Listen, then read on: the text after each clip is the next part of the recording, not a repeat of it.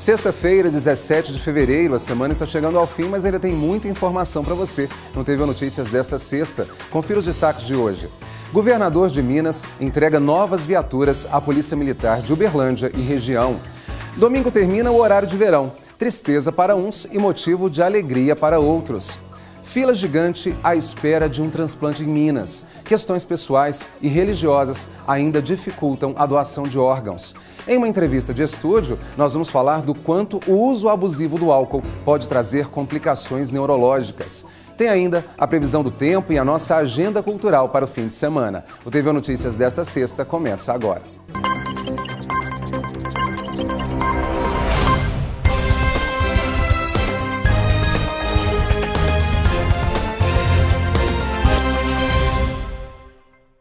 Hoje pela manhã, o governador de Minas Gerais, Fernando Pimentel, entregou novas viaturas à 9ª Região de Polícia Militar, centralizada aqui em Uberlândia.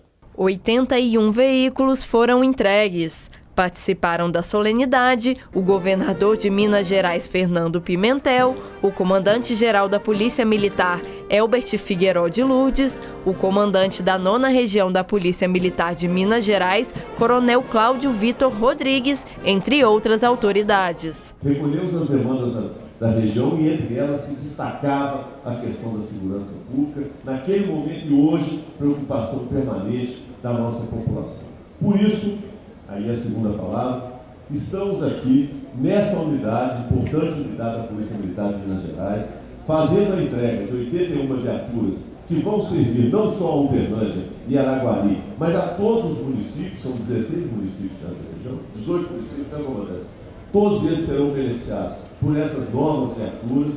Quem trabalha com segurança pública, especialmente aqui no Triângulo, sabe da importância da gente ter uma frota nova, bem equipada, em condições de atender os chamados, as ocorrências, especialmente em municípios, e aqui é o caso do Triângulo, que tem áreas territoriais muito grandes, muito extensas, a necessidade de você ter veículos novos e preparados para atender as ocorrências torna-se ainda maior. Com isso, nós estamos dando uma demonstração clara do nosso compromisso com a segurança pública e do nosso irrestrito apoio à tarefa e à missão da Polícia Militar de Minas Gerais. Com a chegada das novas viaturas, aumenta também o número de policiais nas ruas, traz mais segurança para a população. Dia 28 de abril, estarão formando 168 policiais militares. Recebemos hoje 81 viaturas, 74 para Uberlândia e 7 viaturas para Araguari. As outras viaturas serão remanejadas e atenderão todos os 18 municípios do Triângulo Norte. O governador também anunciou a implementação de bases comunitárias em Uberlândia. A previsão é que a implementação do projeto ocorra ainda no segundo semestre de 2017.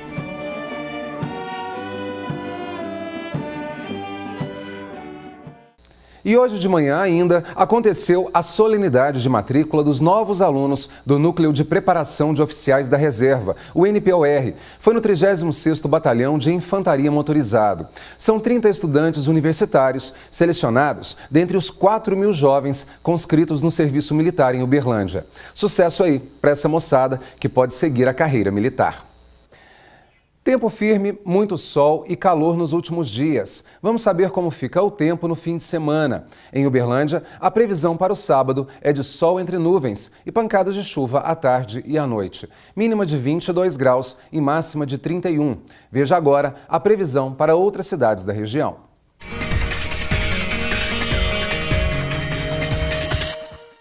Em Vazante, a previsão é de tempo nublado e também pode chover no fim do dia. A temperatura mínima é de 22 e a máxima prevista é de 33 graus. Em Patrocínio, tempo nublado com possibilidade de chuva durante o dia. Mínima de 19 e máxima de 32 graus na cidade. Em Patos de Minas, tempo fechado, mas com temperatura alta neste sábado. A mínima é de 15 e a máxima chega a 31 graus. Em Monte Carmelo, a temperatura deve ficar entre 16 e 29 graus. Pode chover à tarde e também à noite. Domingo, dia 19 de fevereiro, termina o horário de verão. Muita gente não sabe. Esse negócio de adiantar uma hora no relógio começou em 1931 e desde 85 é adotado anualmente. Muitas décadas se passaram, mas mesmo assim tem muita gente que não se acostuma com isso. Entra ano e sai ano e sempre tem quem goste muito do novo horário, como também quem não consegue se adaptar. Prefiro o tradicional. O horário de verão para mim é melhor. A parte da manhã é meio difícil, mas a parte da tarde, você chega em casa, dá tempo de você fazer muitas coisas. Já o outro horário é cruel. O dia de trabalho começa cedo para Leandro. O padeiro chega às 6 da manhã para preparar em média 4.000 pães. Ele conta que no horário de verão tem dificuldade para acordar e o corpo fica mais cansado. Vai ser melhor e também vai ser um pouquinho mais de trabalho, porque tem que adaptar de novo a nova temperatura e a nova condição, né? Para fazer uma fermentação adequada. Mas não é só a rotina do Leandro que muda, a produção dos pães também. Ele explica que no horário em que a temperatura está mais quente, é necessário usar menos fermento. E quando está um pouco mais frio, gasta-se mais. O que muda, basicamente, são tudo, né? Porque a fermentação nós temos que adaptar os horários, o tempo de fermentação do pão, porque no tempo mais frio nós temos que colocar mais fermento, no tempo mais quente, menos fermento. E com isso nós dependemos muito das condições climáticas também, né? O horário de verão começou no dia 15 de outubro de 2016 e encerra agora nesse domingo, dia 19. Segundo o Portal Brasil, a expectativa do governo em todo esse período de horário de verão é uma economia de aproximadamente R$ 147 mil. O engenheiro eletricista avalia positivamente o horário de verão. O uso prolongado da luz natural deixa o horário de pico menos carregado e, assim, diminui a probabilidade de interrupção de energia. E os benefícios são observados tanto no ambiente doméstico quanto nas indústrias, em que a economia é bem maior. Adianta bastante, pois nós tivemos uma redução no consumo na área de concessão da CEMIG, ao equivalente ao consumo da cidade de Belo Horizonte por 9 dias. Se nós expandirmos para o Brasil, para as regiões Sul, Centro-Oeste, Sudeste e o Distrito Federal, equivale ao consumo de Brasília por 1 mês.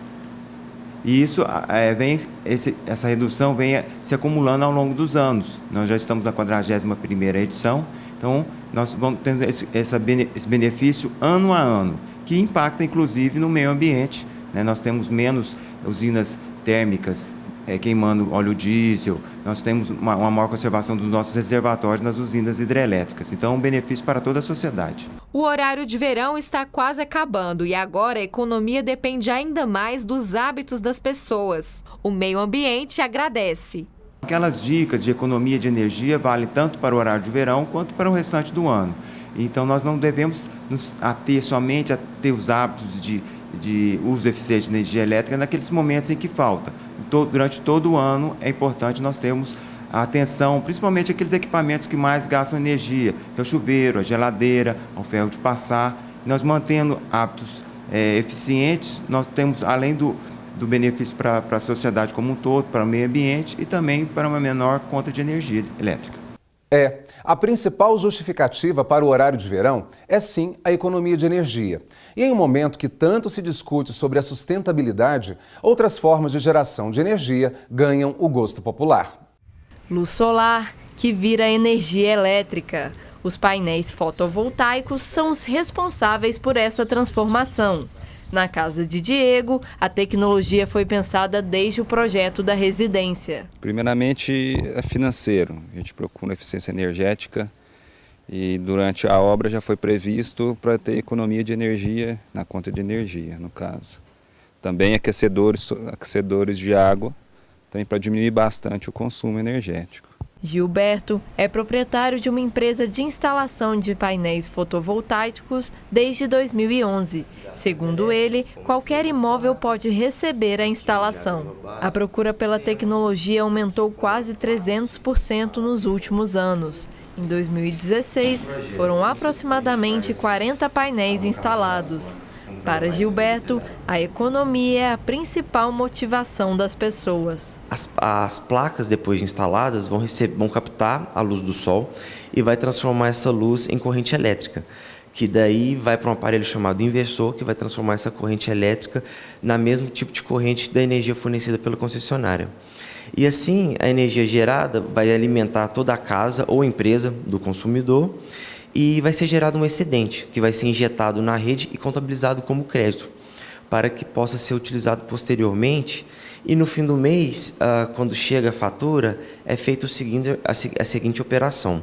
Você tem o cálculo da energia gerada, menos o cálculo da energia consumida da energia, e o resultado dessa diferença são os créditos que podem ser utilizados posteriormente para bater na conta de energia. Os painéis são conectados à rede pública de energia, o que garante uma economia considerável no fim do mês. Foi exatamente esse o motivo que fez Diego procurar o serviço. Pagaria em torno de R$500 de energia ao mês pela CEMIG, e hoje eu pago em torno, no máximo, 150. Então a gente pode calcular aí uma eficiência energética de 60% a 70% ao mês. Isso com uma residência para 5 pessoas, né? Tenho 3 filhos. Então são uma casa de 220 metros quadrados, com 4 banheiros, 4 chuveiros, com energia aquecedor solar, que também contribui com essa eficiência energética. Além da produção de energia, as esferas de argila e as plantas no chão do telhado melhoram inclusive o clima dentro da residência. Isso resulta na diminuição da temperatura. Também a parte de jardim em cima da laje, que reduz bastante a temperatura do ambiente. De acordo com quem entende do assunto, a adoção de ações sustentáveis garante a médio e longo prazo um planeta em boas condições para o desenvolvimento das diversas formas de vida. Por isso, a colaboração de todos é essencial. Diego é arquiteto e faz parte deste grupo. Nos projetos que cria, propõe sempre o uso de tecnologias sustentáveis. Todo projeto hoje tem que levar em conta essa eficiência energética, a questão da sustentabilidade, tanto de economia quanto de ecologia. Daqui a pouco, fila gigante de pessoas à espera de um transplante em Minas Gerais. Questões pessoais e religiosas que ainda dificultam a doação de órgãos. E ainda, o quanto o uso abusivo do álcool pode trazer complicações neurológicas. O TVO Notícias volta em instantes. Até já.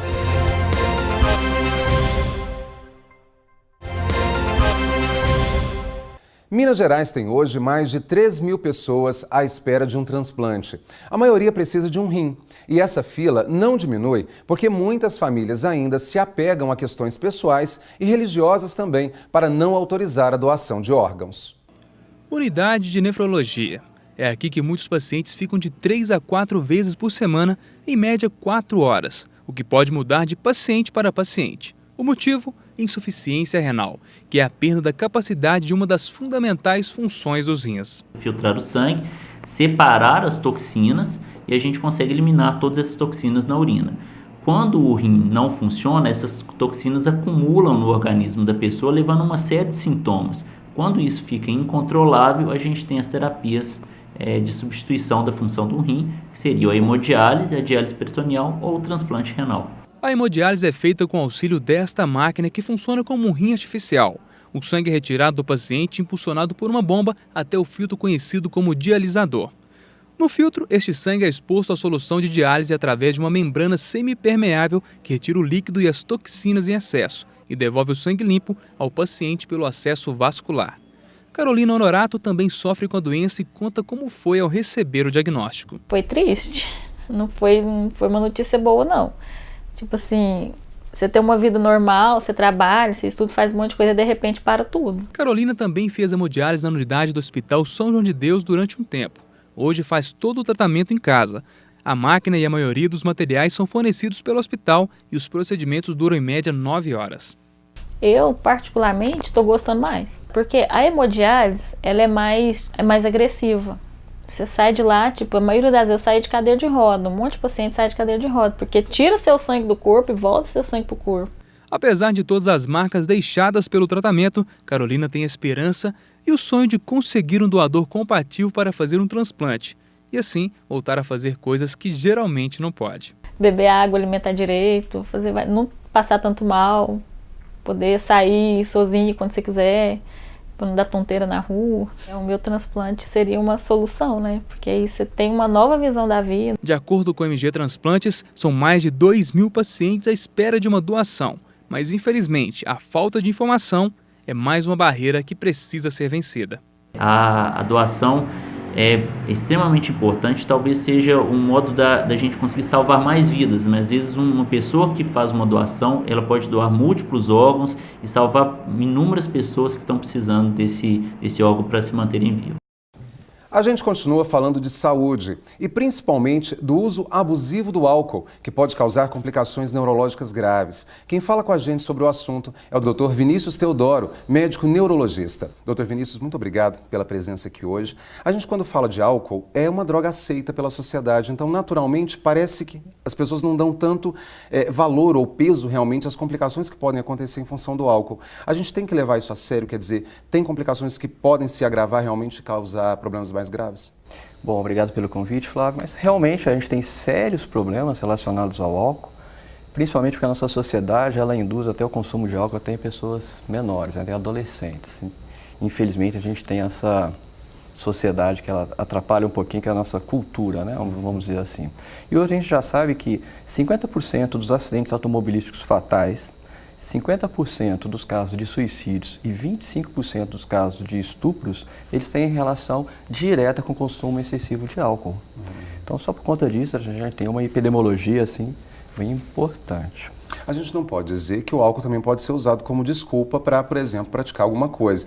Mas, de alguma forma, afeta, sim, as pessoas, elas perdem o controle desde o início, quando ela começa a beber o álcool, dito socialmente, quando também já passa um pouco do limite também da quantidade indicada, talvez, para cada pessoa, não é mesmo? Sim, isso é importante até, porque a gente até acha que um pouquinho de álcool a gente acaba ficando um pouco mais social, mas a gente deve lembrar dos efeitos, né, diretos e efeitos indiretos do álcool. Relacionados ao efeito direto do consumo direto, então realmente doses mais baixas vão produzir aqui uma excitação na pessoa, ela vai ficar um pouquinho mais excitada. Mas logo depois essa curva tende a diminuir, vai começar a produzir uma depressão do sistema nervoso central. Então a gente já sabe muito bem qual que é o mecanismo, né, que o álcool atua, né, a nível de canais iônicos. Então ele diminui a quantidade de alguns neurotransmissores, aumenta de outros neurotransmissores, como o do glutamato, que é muito excitatório, né?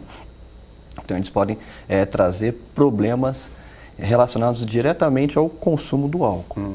E os problemas relacionados indiretamente ao consumo do álcool, eles estão relacionados principalmente às carências, né, de vitamina B1, da tiamina, que o etilista crônico acaba não consumindo ou acaba se espoliando mais do que as pessoas normais. Então essa carência dessa vitamina, da tiamina, ela vai atrapalhar a regeneração da mielina, que é uma proteína que encobre nossos nervos. Então, com o consumo crônico do álcool, essa agressão contínua, a pessoa pode ficar tetraparética, ou seja, ela vai paralisar os 4 membros. Então, isso é um caso muito importante. Além do que as outras coincidências que a gente tem sobre a síndrome de Korsakoff, em que o paciente também começa a misturar coisas antigas com coisas recentes. Então, além de atacar a parte periférica, né, o álcool agride periférico, também agride principalmente a parte central do cérebro. O que a gente pode falar em relação ao consumo do álcool para o jovem, para o adulto e principalmente também para a gestante, em relação às consequências desse uso? Sim, uma ótima pergunta. Hoje a gente já sabe que quanto mais cedo se começa o consumo de álcool, principalmente nos adolescentes, pior é a agressão no cérebro desses indivíduos, né? Então eles vão apresentar agressões muito piores e quando eles começam na fase de adulto, depois dos 18, 20 anos. E das gestantes principalmente porque o álcool atravessa a barreira placentária. Então ela passa diretamente para o feto e o feto não tem enzimas para poder quebrar esse álcool. Então é como se ele ficasse mergulhado nessa quantidade de álcool. Então ele pode produzir até uma síndrome alcoólica fetal. A criança vai nascer com dismorfismo, né, alterações importantes da anatomia do cérebro, retardo do crescimento, desenvolvimento psicomotor, alterações cardiovasculares, alterações neurológicas importantes. Então o consumo de álcool durante a gestação é totalmente proscrito. Sim. O que a gente pode falar que pode chegar ao máximo do uso contínuo do álcool, esse uso crônico, né, de muitos anos, por exemplo, com fatores cumulativos ao longo do tempo? O que pode realmente acarretar de mais grave para uma pessoa em termos neurológicos? Então, hoje a gente já sabe que o consumo crônico de álcool afeta principalmente a memória. Então, ele tem lesões na área relacionadas à memória. O que é positivo nisso é que alguns estudos demonstram que depois de 1 a 2 anos que se parou o consumo exagerado do álcool, se recupera de 80% a 90% dessa perda cognitiva. Alguns pacientes que já entraram na síndrome de Korsakoff ou de Wernicke, que é um acometimento periférico dos nervos, esses têm mais dificuldade de melhorar as suas funções cognitivas. Para a gente encerrar, o que seria o conselho que o senhor daria realmente às pessoas, até de tudo que a gente falou, de uma droga aceita, que é a bebida, é o álcool, socialmente, mas que também pode ter problema. Como que a gente pode balancear essa situação?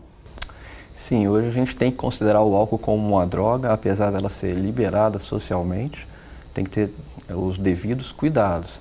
Obviamente, cada pessoa tem a liberdade de poder fazer algumas ações que podem. Então, acho que a gente tem que chegar no meio termo. Obviamente, álcool para menores de 18 anos proscrito para gestantes, proscritos para as pessoas de 18 anos e que tenham uma consciência disso, beber com moderação. É o ideal sempre, com certeza. Dr. Vinícius, muito obrigado pelos esclarecimentos aqui nos estudos da TV Universitária. Muito obrigado, Flávio. Obrigado, eu. E depois do intervalo, fotografias revelam muito da história do Congado, uma das expressões culturais mais expressivas da nossa região. Tem também a nossa agenda cultural para o fim de semana. Eu volto daqui um pouquinho. Até já.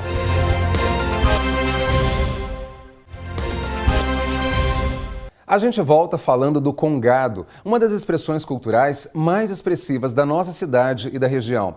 Muito da história dessa grande festa pode ser vista em uma exposição de fotos e a gente mostra para você. O Congado é uma manifestação cultural e religiosa afro-brasileira, celebrada em algumas regiões do Brasil, principalmente em Minas Gerais.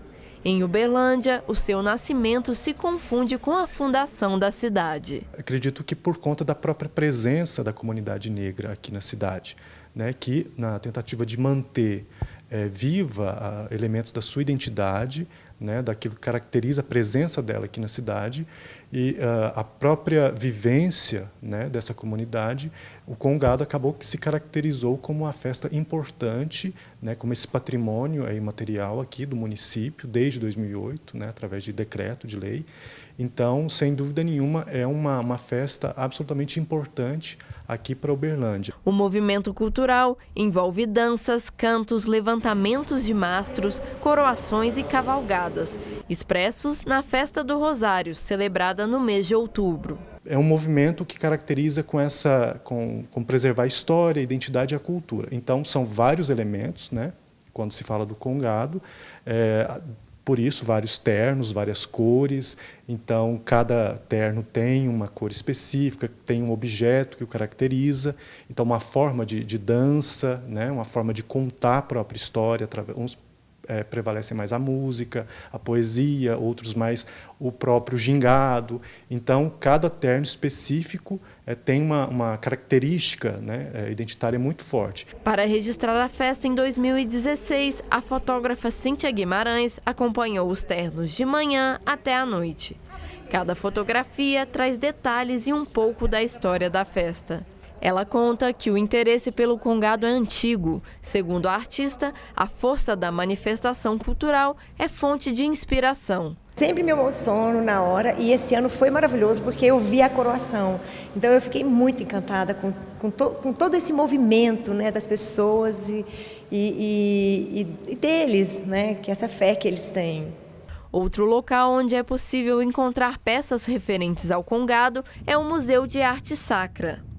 Apesar de pertencer à Diocese de Uberlândia, o local dá espaço para todas as religiões e manifestações culturais. E aqui no museu nós temos várias peças em exposição, não só do Congado, mas também do Candomblé. A gente vai receber para a próxima exposição outros elementos. Nós temos da cultura popular, além de uma parte mais histórica, né? E o museu tem essa necessidade, né? Quer ter essa missão de fazer com que as pessoas venham para cá, mas promover o diálogo, o encontro, né? A proposta, a abertura. A exposição de Cíntia foi inaugurada no início de fevereiro, mas uma das fotos já tem história. Foi exposta em uma galeria de São Paulo. Eu mandei umas 3 fotos e essa foi selecionada e assim, eu fiquei até assim, alegre porque era uma foto que eu não esperava que ela seria. Eu gosto muito dela, mas ela, assim, era muito diferente do que eu já tinha feito no Congado, né? Então, como foi a primeira vez que eu fui à noite, me deu essa tonalidade, me deu essa composição, e para mim foi muito bacana, assim, participar de uma exposição em São Paulo com um pessoal, assim, que eu admiro muito. Para a artista, o Congado é parte importante da cultura de Uberlândia. Eu acho super importante, assim, eu acho que as pessoas têm um clichê de falar, lá vem o pessoal do Congo que vai fazer bagunça, que vai fazer isso. Eu acho que eles precisam ter esse respeito, eu acho que tem que entender, né, todo esse processo, né, de onde que vem, de onde começou, não é uma coisa assim de 2 anos, 3 anos, é uma vida, né, tem pessoas que vivem em cima disso aí.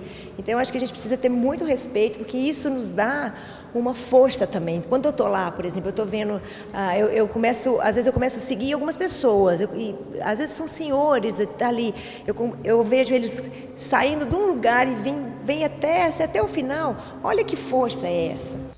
Com certeza, aí muita força de todo esse pessoal que valoriza tanto a nossa terra e a nossa gente, principalmente através das manifestações culturais e artísticas também para a nossa região. E mais dicas sobre eventos culturais e muito mais que você pode fazer no seu fim de semana, você confere agora na nossa Agenda Cultural.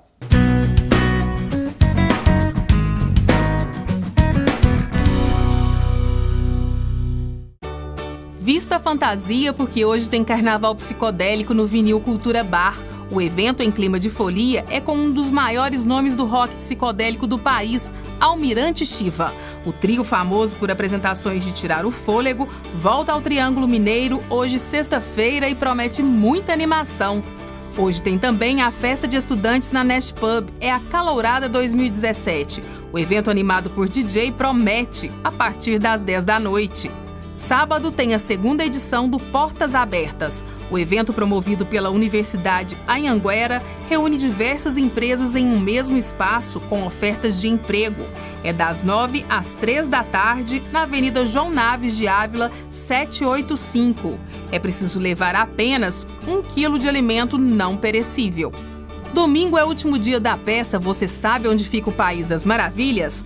A obra atemporal que conversa com crianças e adolescentes, desfaz da personagem principal e entrega o país na mão de 3 alunos. O que acontece depois, você precisa conferir. É no Teatro de Bolso do Mercado Municipal, às 6 da tarde. Imperdível!